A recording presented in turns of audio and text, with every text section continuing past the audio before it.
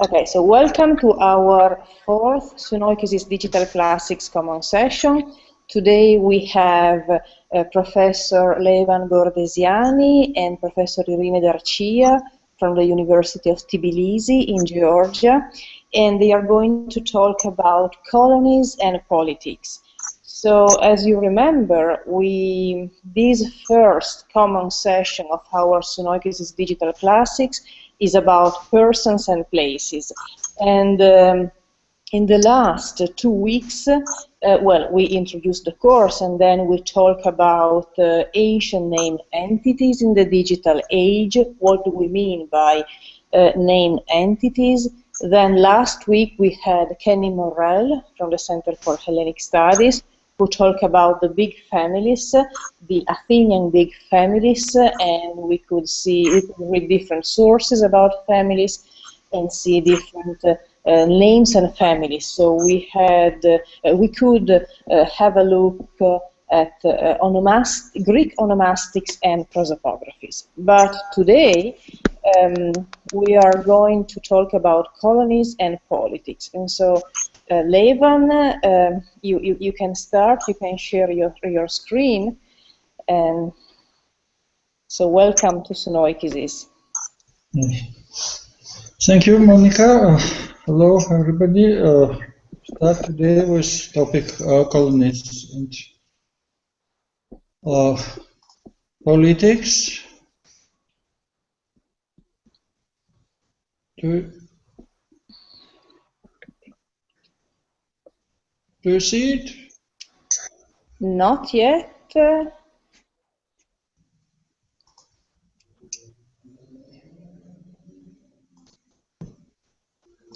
I can see your screen, but not the slides.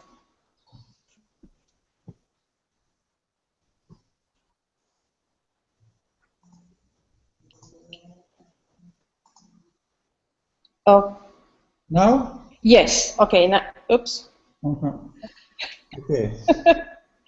Okay. Now. So. Yes. Topic is colonies and politics. There were many different possibilities to talk about it, and Irine and I decided last that I will make a general overview about it with some elements of our research. And for the group, who will do then these concrete things with different places. Perhaps for a common session it will be better to do so, but you can put questions, free that. So we start with first book, and I think in the first book of Thucydides there are lots of things that are interesting for this topic. The beginning of the book starts so, Thucydides in Athenian wrote the history of the war between the Peloponnesians and the Athenians, beginning at the moment that it broke out, and believing that it would be a great war and more worthy of relation than any that had preceded it. The rest of the Hellenic race taking sides in the quarrel, those who delayed doing so at once, having it in contemplation. I use here and the whole lesson translation of Richard Crowley from the landmark Thucydides. It's a bit free translation, but okay for our purposes. So here, to understand how and why it happened, we have to start, like Thucydides, with the prehistory of the event, and first of all, discuss some important terms. The key term, of course, is polis. The usual translation of it is city, and it's so in this English translation also. In traditional interpretation, city-state. But in reality, it's neither city, because most of them had no urban centers at all, no estate in the modern sense, rather something like a joint stock company where shareholders were politae, citizens.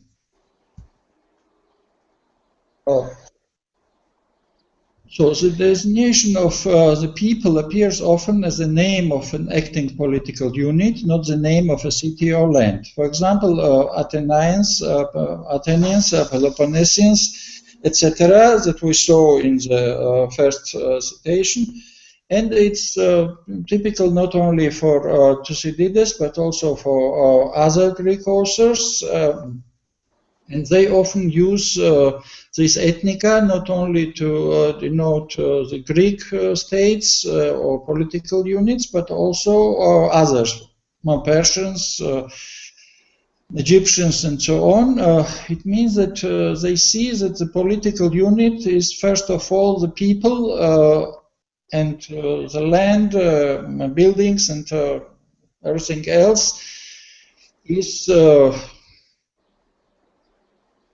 not so important in comparison with the people. So we can compare it to the other ancient civilizations. For example, all the peoples who wrote in own languages but used cuneiform script. They mostly call the lands by name of the territory or the capital, but not of the people. So we can see this contrast. For Greeks, the state is first of all people, and for barbarians, the state is first of all state, and people are only a part of it. And next, according to the text, polis could be translated as land, city, people, and only in very few cases the state. The modern sense of state is often expressed by other terms, for example, arche, power, empire, or politeia, political system, constitution, as we see these both terms in the funerary speech of Pericles.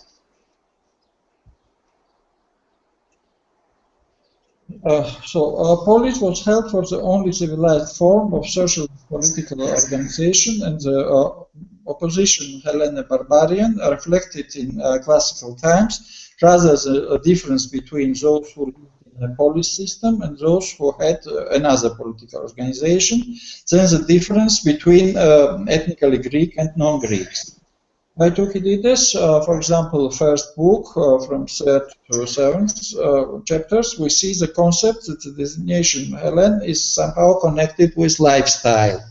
He speaks about that the Greeks were not called Hellenes at first, and earlier they had the same lifestyle as barbarians, and only last time they began to live so as they live now. And it's not directly told. The name Hellen is connected with lifestyle, but we have such a feeling that it's so for him. The ancient settlements and political units are designated, of course, by the term polis.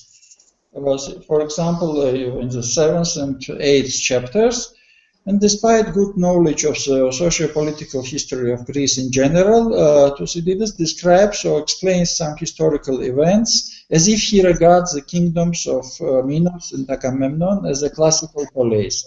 We see here some places from the first book again. 4th chapter, he, Minos, made himself master of what is now called the Hellenic Sea and ruled over the Cyclades, into most of which he sent the first colonies. Literally, he was the first colonizator, Oiketes Protos, expelling the Carians and appointing his own sons governors. And thus he did the best to put down piracy in those waters, a necessary step to secure revenues for his own use.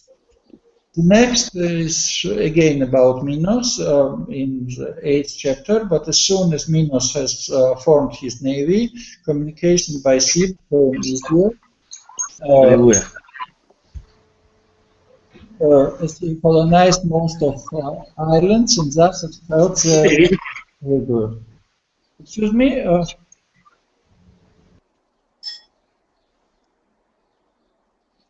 For the love of gain would reconcile the worker to the domination of the stronger, weaker of to the domination of the stronger, and the possession of capital enabled the more powerful to reduce the smaller cities, police to subjection. And next, it's now about Agamemnon. What enabled Agamemnon to raise the armament was more, in my opinion, his superiority in strength than the oath of Tyndareus, which bound the suitors to follow him. First of all, Pelops, arriving from Asia with vast wealth among the needy population, acquired such powers that the stranger thought the country was called after him. Atreus complied with the wishes of Mycenaeans, who were influenced by fear of Heracles. Besides, his powers seemed considerable, and he had not neglected to seek the favor of population, and assumed the rule of Mycena and the rest of the dominions of Eurystheus. To all this, Agamemnon succeeded. He had also a navy far stronger than his contemporaries, so that, in my opinion, fear was quite as strong an element as love in the formation of the expedition. So in all these texts, in my opinion, we see more realpolitik, more democracy, intercity relations more corresponding to classical times than we may expect from the empires of late Bronze Age. Some indirect proof of existence of such an empire in Mycenaean Greece can see in Egyptian and Hittite texts, but also by Homer. The hierarchy of rulers, Anaxandron, great king of Athena, Agamemnon, Anax, the king, and Basileus, local chief, attested in Epos, corresponds with the Mycenaean data, especially with linear B texts from Pylos. There we have Anax is the only name for local king, Basileus is local chief, not a king at all. And we have no Anaxandron for Mycenae, but perhaps a special title, Perekuvanaka, for the Mycenaean king. So I can't say that Homer knows it exactly, but he uses these terms for different kinds for leaders, which corresponds to Mycenaean texts. So I think we can see by Homer these traces of an old empire. And Levan, can I interrupt you? Yes, sure. 1 second. So sorry, because so I have students in my class who are not humanists, and so maybe we have to contextualize what the passages that you are commenting. So, as you know, we are reading Thucydides, this Greek ancient historian, and in the first book of his work, before describing this big war, the Peloponnesian War between basically Athens and Sparta, Thucydides describes in the so-called archaeology the past events of Greek history, and so he starts with archaic history going back to mythical times. And these passages that Professor Gordeziani is reading are important because in these passages we find terms such as polis, city. So, you know, polis is an important term because we still have in modern languages many terms that derive from polis. So polis means, well, not only city, city-state, but also other concepts. Thucydides is using this term to define, to describe those early kingdoms in Greece. So we have the first mythical figure, Minos, you know, the king of Crete, Then we have also Agamemnon from Mycenae. So you know those two places of Greece. So I'm just trying to explain a bit for the students why we are reading these passages of Thucydides. And then the last slide you showed us was a summary where we have different terms, Anax and Basileus. So Anax, the great king of Mycenae, and then Basileus, which is the local chief. And so sorry for interrupting you, but it was for the audience. Thanks. It was too special for the students who are not classicalists. Okay, so this is, I can see the slide. Okay, we are... Which one? Yes, okay, this is, okay, I can see, well, when I talk, of course, I can't see your slide, but this is the slide, Early Kingdoms as Polis. So, Thucydides uses this term, polis, city, or better, city-state, to define, to describe these early kingdoms of archaic Greece. So, okay. Yes, I tried to say that Thucydides uses this term, polis, and the power of the word is so that he, of course, he knows that these earlier kingdoms were not polis in the classical sense, but the power of words somehow transforms these kingdoms. And when he speaks about ancient kingdoms, you see that something is changing because of this word polis. So I have shown these few citations, and what's important that he doesn't speak about conquest. They are sending colonies from Minos, Agamemnon or some other Mycenaean kings, Pelops, Atreus, they act also as leaders of polis, but there's nothing about conquest. And we see in another place where he writes about later things, not about Mycenaean times. Here is directly about conquest. Wars, it's the 15th chapter.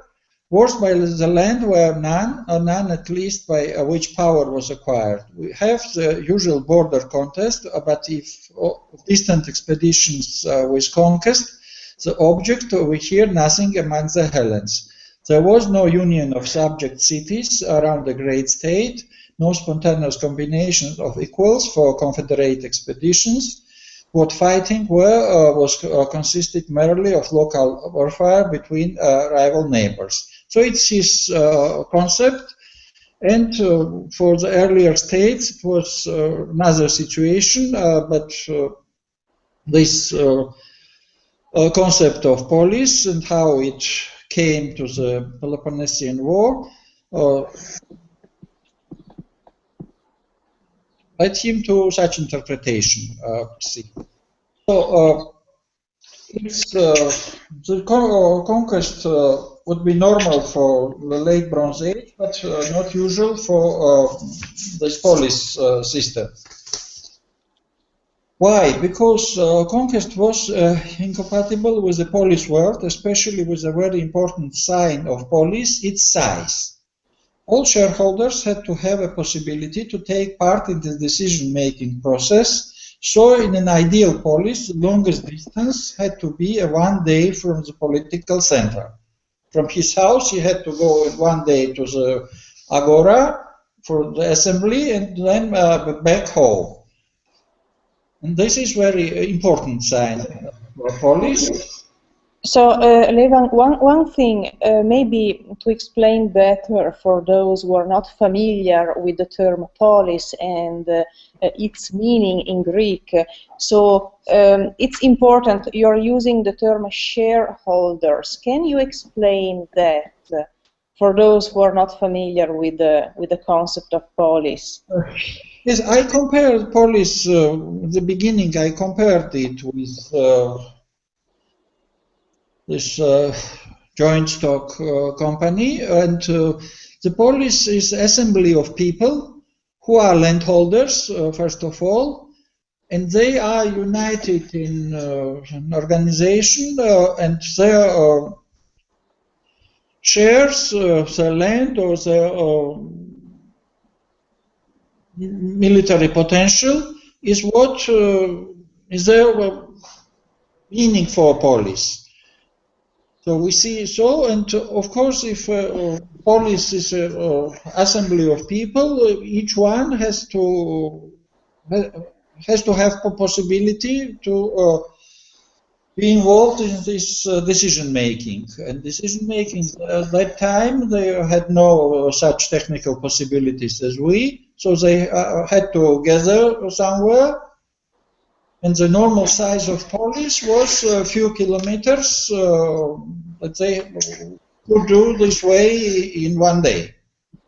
And it's very important to understand, because in cultural sense, these polis were so important. So today we can't imagine this dimension, that it's a few thousand people and few square kilometers. The whole size of it. Okay, thank you. With the size is connected how the contact between these were. So it conquest was not the way, and the most powerful we can see about colonization what. That why the strong cities had mostly subordinate allies in neighborhood or overseas, and the case of Spartans that conquered and enslaved their neighbors, Messenians, was a rare exception. In general, Sparta was an exception in many other things. If the land became too small to hold and feed its population, Greeks usually sent out colonists in the quest for new territories. And we can see in the first book of this about this colonization. The most powerful victims of war, it's the first wave of colonization, or faction from the rest of Hellas took refuge with the Athenians as a safe retreat. And at an early period, becoming naturalized, as well as the already large population of the city, so such a high that Attica is the region where Athens is the center, became at last too small to hold them, and they had to send out colonies, Apoikia, to Ionia. Not conquer, but to send people there. And in the 12th chapter, we see, even after the Trojan War, Hellas was still engaged in removing and settling, and thus could not attain to the quest which much preceded growth. The late return of Hellenes from Ilium caused many revolutions and factions almost everywhere. And it was citizens thus driven into exile who founded the cities, Taspoleis Ektizon. 60 years after the capture of Ilium, the modern Boeotians were driven out from Arne by the Thessalians and settled in present Boeotia, the former Cadmean land. 20 years later, the Dorians and the Heraclids became masters of Peloponnesus, South Greece, so that much had to be done and many years had to lapse before Hellas could attain to a durable tranquility undisturbed by removals, and could begin to send out colonies, apoikia, here we see this normal word for colony. This first wave colonies in Greece, they are called polis. as Athens did to Ionia and most of the islands and the Peloponnese, to most of Italy and Sicily and some places in the rest of Hellas. The majority of colonies, called apoikia, were new independent political units. They had, of course, some ties with the mother city, metropolis. Even if the colonies were driven by force from the homeland, they had much in common with metropolis, the same dialect, same cults, calendar, festivals, personal relations, etc.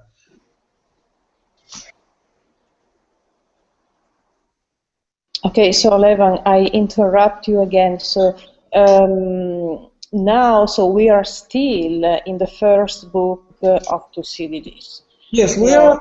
Yeah, just to connect the two concepts, because at the beginning you were talking about the concept of polis and politics in archaic Greece, and in the same book, Thucydides begins to talk about colonies, so colonization, so this process of starting colonies. So I'm trying to connect the two things, and again to contextualize the passages. Also because in the last passage you were reading, there is a reference to Troy, to the Trojan War. So we have an important event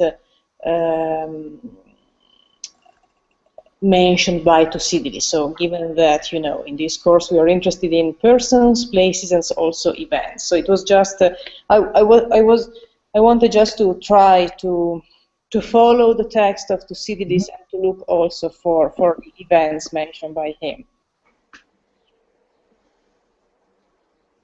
Yes. So a few waves of migrations and colonizations shaped the Greek world of classical times. At the verge of the second and first millennia BC, the Greek tribes find their places in continental Greece, islands of Aegean Sea, and the western part of Asia Minor. In the 8th to 6th centuries BC, they colonized the Mediterranean and the Black Sea. The majority of colonies, as I told, they are apoikia. They are independent states, but they have some relations, ties to metropolis, down from where they came, and they had. So this was a purpose to be allies, and sometimes metropolis had some formal rights over colonies. We can remember for it this passage from the first book, chapter 24 and following, was conflict between Corinth and Kerkyra, the case of Epidamnos. The Corcyrians and Corinthians both were founders of Epidamnos, and when Epidamnos had problems, they went first to Corcyra, then to Corinth, and it brought a conflict between these two places. And we see there that they have some formal rights over the colony. But normally the colonies, the apoikia, were independent states. So the colonies were founded mostly at the new places, which were convenient for strategic and trade reasons. Sometimes they were taken by force from local tribes. If the colonists came to a powerful country, they had to recognize its supremacy and found a commercial emporium with some kind of autonomy. The best known is Naucratis in Egypt, but perhaps the colonies in Colchis were of the same kind. So in Colchis, in western Georgia, we have a few Greek settlements. The most famous, Phasis. Here we have the map of ancient Georgia, but perhaps not the best one, but here we see these Greek settlements at the shore. So unfortunately not yet found, and respectively we can judge whether it's a fully independent polis or self-governing emporium. In other cases, the archaeological remains, some of them are identified with Greek names from Greek sources, some not yet. They we can suggest that there were Greek trade centers as a part of barbarian cities. Greek population is not easy to prove. Of course, there are Greek inscriptions since 5th century BC, some Greek letters on silver coins and ceramic roofing tiles, and graffitis. The majority of Greek graffiti, and we see here one example, are mostly from Pitrunari. It's near modern Kobuleti, and only in this place we can argue about relatively stable Greek population in the Emporium. Because graffiti shows that a person was writing something from himself. It's not official inscription, and that's why it means that who has written it, he was a Greek. On this we see this Dionysius Damantos, who has written his name on this thing. So the colonial system was an important element in the configuration of the sites in Peloponnesian War. However, the main divider was the socio-economic and political system. So we go to the second part of our presentation. It's politics. We can so schematically say that on one side we have agriculture, infantry, and oligarchy. On the other side, trade, navy, and democracy. Of course, it's also very schematical and primitive picture of it, what happened, but perhaps it's useful to understand how the site works. Levan, sorry, I interrupt you again, because given that we still have time, maybe we can go back to the two slides with the map of Georgia, ancient Georgia, and then the inscription, because I think that we have to focus a bit on those two slides. So we are going very fast. Yes. And I think that maybe we have to focus, because I think that the map about the map of Georgia is very interesting. So to see ancient Georgia, the two different regions of ancient Georgia, and then we can see again the inscription on the vase where we can see the onomastics. So can we focus a bit on the two slides and talk a bit more about them? Thank you. So we have from Greek sources, we have two larger political units in modern Georgia. It's Colonies, Western Georgia, and Iberia, which eastern and southeastern Georgia, you see on this map. So Colonies, there are some archaeological remains and also some ancient Near Eastern texts, and we can think that from the late Bronze Age there was a political unit which may be qualified as a state. So from 8th century, from 7th century, it starts this colonization of this part, of eastern part of Black Sea, and the most famous is Pazis, the colony. Perhaps it was Polis, or big city with both Greek and Colchian population. We can't say, because it's not found yet. Schliemann wanted to excavate. Now we have some negotiations with German colleagues to start to request for Pazis. But we have this not, and if we had, it was easier to say it was Polis or not, because the architecture of Polis is very typical, with the central buildings, this area of assembly and everything. So an archaeologist can say easily, if he has remains in the plan of the site, was it Polis or not. So in other cases, for example, Gienos, it's a barbarian city. From Dioscuria, only a small part. Now it's modern Sukhumi. Mostly it's underwater now. But what we have, it's also both Greek and local population. Pitius today Pitsunda, it's some later, and we have Roman garrison, but I think nothing yet from early Greek colonization times. Apsaros, we have also mostly Roman things and Roman castle, but also some finds. And to the north from Apsaros, there is Kobuleti, modern city, and this Pichunari. We don't know what was name of this Greek settlement, but in this settlement we have most of this graffiti. And you see, I took the best one with the full name and patronym on it, but there are lots. I think about 50, and it's more than half of graffiti found in Western Georgia is in Pichunari. That's for me proof that there was a Greek population for a long time.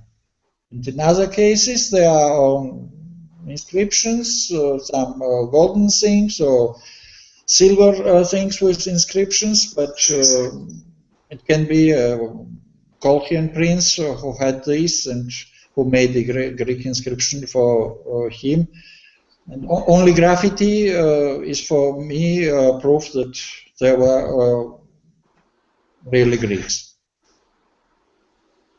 So,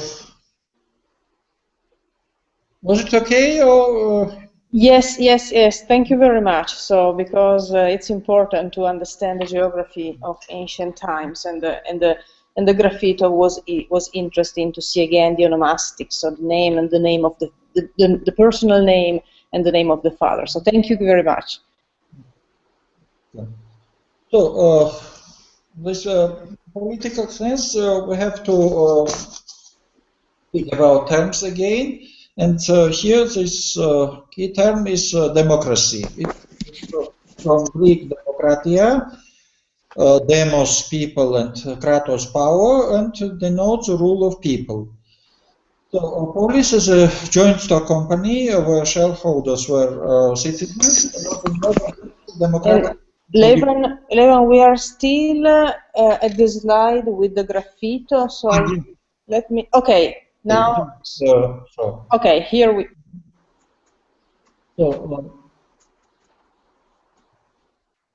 And all the citizens were more or less involved in making decisions about the affairs, and the interests of individuals were more or less respected. But if the power of daily decision was held by individual or by small numbers of individuals, for Greek it was another system. The creators of the term only reserved it for a system where all citizens were directly involved in governing the polis. Greek democracy, the term and the system, both were born in Athens. Athenian democracy was not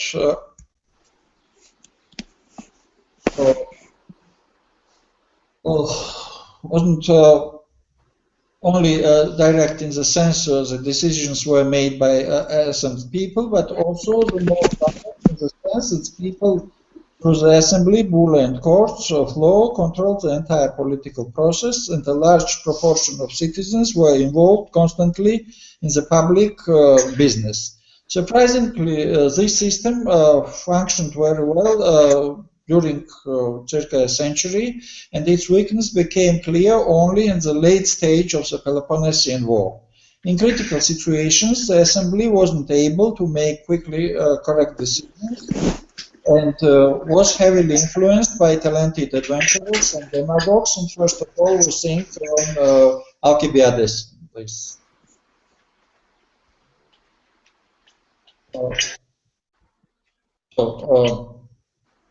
Thucydides and other Greek political philosophers tried to find out how to combine the best sides of democracy, monarchy and oligarchy, how to select the right person for government.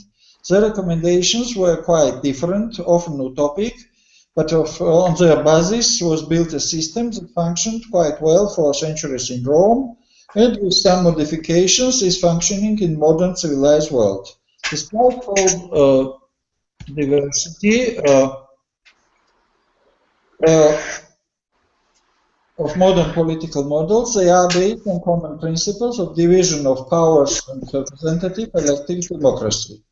This wouldn't be called democracy by the Greeks, but it's the only possibility of having a stable democracy outside of classical Athens. The forms of organization of the power are, of course, very important, but subordinated to the main principles of a fair society, which are common for Athenians and modern civilized mankind. In the funerary speech of Pericles, as presented by Thucydides, it's in the second book, chapters 35-46, is, in my opinion, the best manifesto of democracy. Now, here we have no time to speak about this very interesting speech. It's very important even today. I think it's one of the best things what's written about what democracy has to be. So, the definition of polis as a joint stock company where shareholders were citizens corresponds well to the fact that the grade of democracy, the organization of power, is dependent on economy and warfare. In the lands where agriculture was the main economic activity and landholders were the most respected people, they were able to produce goods and arm hoplites and infantry, and respectively their value, their rights and their share in power was higher than that of others. This is true even for Athens of the 6th century BC. Solon's reforms enabled the rise of Athenian economy and power, but he divided the citizens into different groups according to their income. Only rich Athenians were allowed to be elected to high positions in administrative. The first real step towards classical democracy was isonomia, equation of rights by Clisthenes at the end of the 6th century. If we may speak about human rights in classical Greek, meaning it's also not quite the same as today, but equation of rights, isonomia. It was followed by building a powerful fleet under Themistocles during the war with Persians. It was not only necessary in the war with Persians, but also transformed the whole Athenian society. On the one hand, trade became an important branch of economy, while on the other hand, poor citizens, now able to be useful for Athens, serving as rowers, gained political weight. Cities with similar political and socio-economic systems had also common interests which made them allies. Strong cities tried to spread their political influence on their cities by supporting political systems or parties according to their preferences. So here we see what says about Sparta. Other places, it's about we see that Athens supports also the political partners. The policy of Sparta was not to exact tribute from her allies, but merely to secure their subservience to her interest by establishing oligarchies among them. Athens, on the contrary, deprived hers of their ships and imposed instead contributions in money and on all except Chios and Lesbos. And also it was supporting this democratical system in the ally states. So the difference between two systems, two ways of development, became obvious after the Greco-Persian War. Two leaders of the anti-Persian coalition, Athens and Sparta, became leaders of the opposing sides. The growth of two opposing powers led to a conflict. The real cause, as Thucydides says, however, are considered to be the one which was formerly most kept out of sight. The growth of power of Athens and the alarm which this inspired in Sparta made war inevitable. The conflict could be solved in two different ways. One was war, and that happened in reality. The first part of it was more successful for Athens, and second for Sparta. But the price of the victory was too high. It costed too much human and other resources. In the same first book, it describes the results of war. This not the final result, but you can see it's true also for the final point. The Peloponnesian War went on for a very long time, and there occurred during it disasters of a kind and number that no other similar period of time could match. Never had so many cities been taken and led late here by the barbarians, here by the parties contending, the old inhabitants being sometimes removed to make room for others. Never was there so much vanishing and bloodshedding. Now on the field of battle, now in political strife. So Spartan hegemony in Greece lasted not for a long time, and after some other internal conflicts, this Polish world was conquered by Macedonians. The other way, theoretically, could be constructing a big, united territorial state, something like the United Cities of Hellas. But the main reason that made this way impossible was the same that led to the rise of Hellenic worlds. It was polis, and especially its size. Because the size of polis was a system-building element, and Greek democracy was not ready to function in other dimensions. So,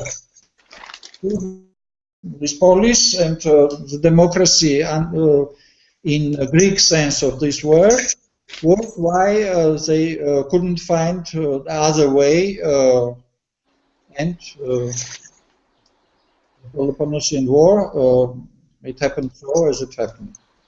So thank you for this. It was what I wanted to present for this common session. And please, if there are some questions, comments. Okay, thank you, Levan, for your slides. I don't know if there are any questions.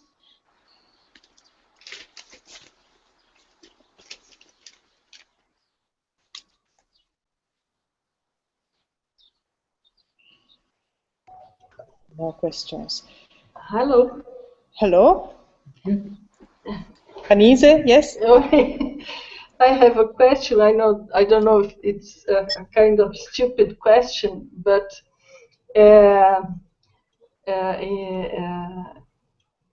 according to this view, which colonies were less happier or less happy?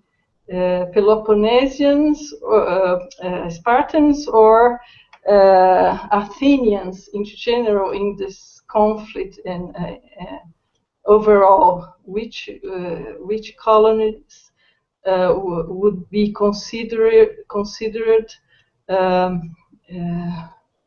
more satisfied with the political relationships? It's a very difficult question. Happiness and satisfaction is very individual. We can't be sure who was happy in this situation. But of course, we can see that there are some different relations between Sparta and their allies. Perhaps Sparta was more tough inside, but perhaps better for the colonies, for these Dorian colonies. It was more elder brother, supported sometimes them, but also they were interested to keep this system of oligarchy in this state. Athenians were in some cases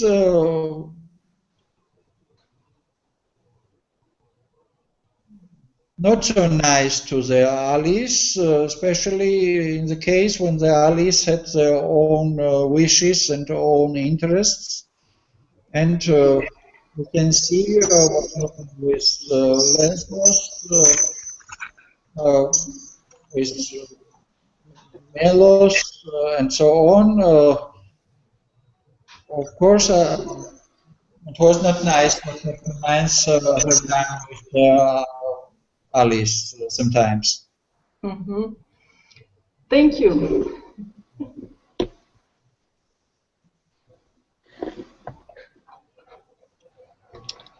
Other questions?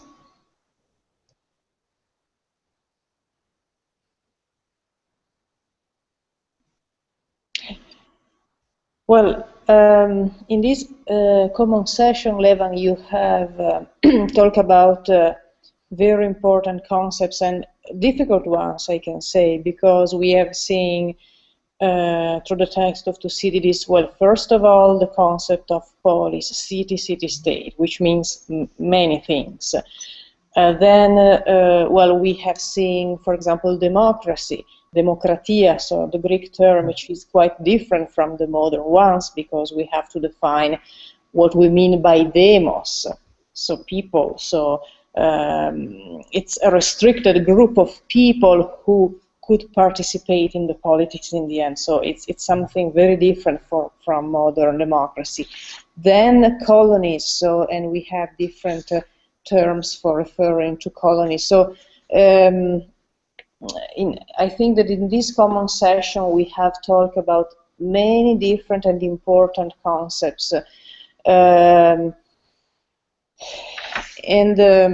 So maybe we will be able to go back to these different terms during our next common sessions, because they are very, very important.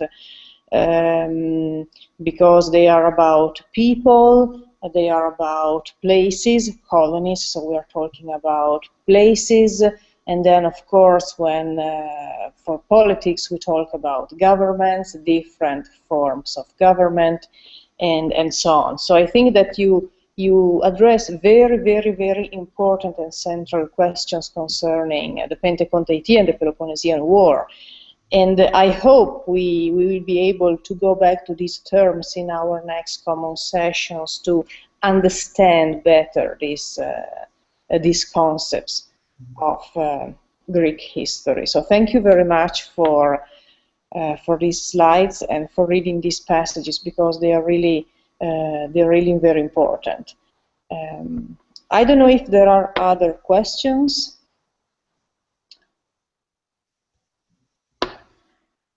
I don't think so, because everyone is muted. And unfortunately, I think we lost Irine, because now we are 10 participants. And, well, yes, in the chat, Francesco is writing, maybe we will. Well, I hope, Francesco.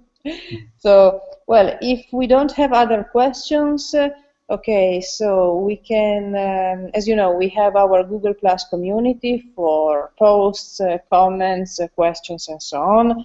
We have also our GitHub page for other material, and we will meet next week with Francesco Membrini,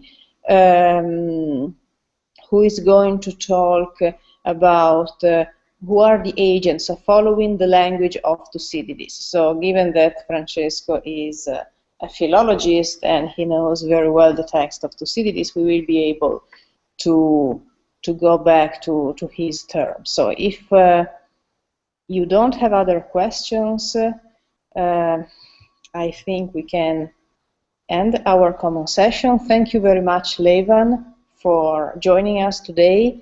Okay, there is a question. Yes. Okay, Alexandre from Brazil. Okay, Alexandre, can you write your question in the chat?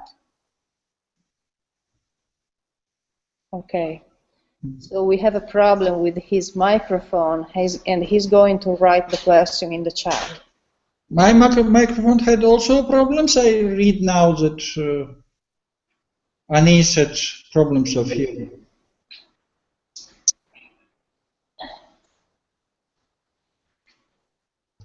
No, your microphone and speaker were okay, perfect. Okay, so Alexandre is asking if you can show again the slide with the Georgian map, the map of Georgia.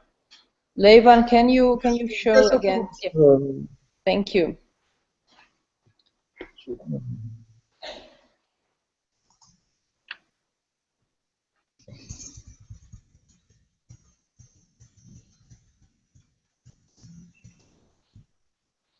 This one.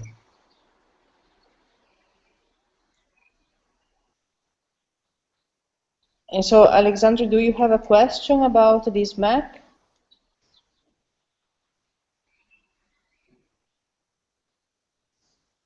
I noticed there is Albania. Where is the actual Azerbaijan?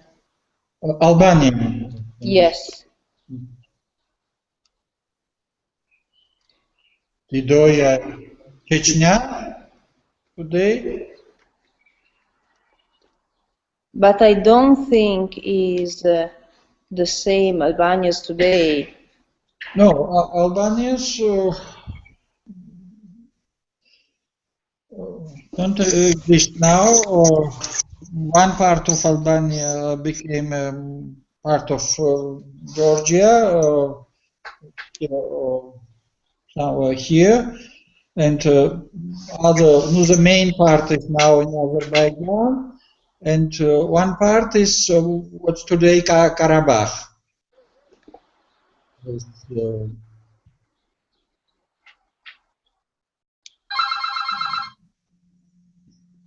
So some of them became Armenians, some Georgians, and now there are no Albanians at the moment.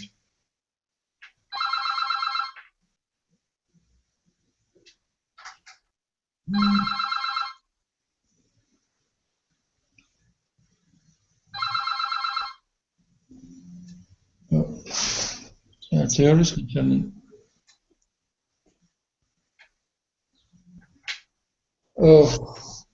there are many different theories about these two Iberias, and one of them says that in the root is a sense that it's something beyond, and that's why on this extreme points in west and east there are two Iberias.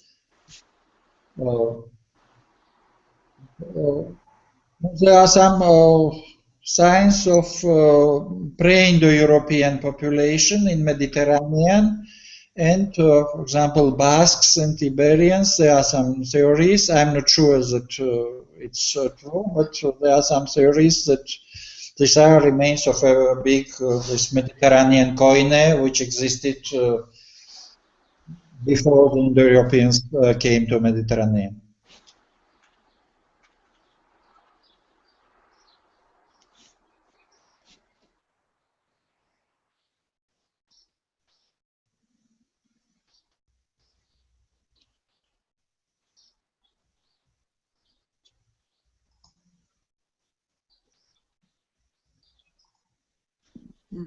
It's okay. Are some other questions?